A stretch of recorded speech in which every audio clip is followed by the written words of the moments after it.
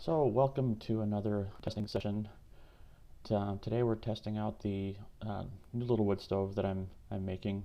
Um, this was fun because it's spring in Minnesota and it had rained all day yesterday, and of course the wood I was going to use for this was sitting outside. So I got out the axe and tried to make some little pieces so that would get going, but it took a little while. But once it got going, it did really well. So here it's finally just starting to go. I've kind of stepped back a little bit and just kind of making sure it still works.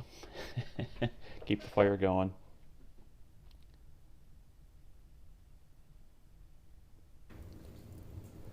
So at this point, the stove's been running for maybe an hour, and we're gonna start to take some measurements here. But first we'll get a look at how the fire is burning inside. This one, I actually added a baffle plate to the top of the stove to kind of force the hot flue gases along the top of the stove and along the rocks.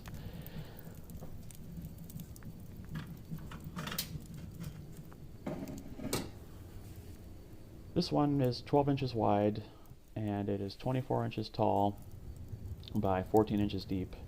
The previous one I made like this was kind of a 12-inch box, so basically 1 cubic foot.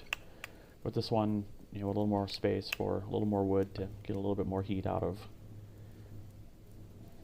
On the top where the rocks are, I also made it a little bit deeper, just because with the extra height I could.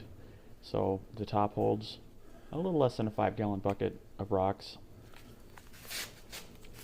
And then on the side here you can see that it's pretty warm, and as we move around to the other side you kind of see how much the heat shields can knock down the heat and why you can get it closer to the wall when you have the heat shields hanging on the side.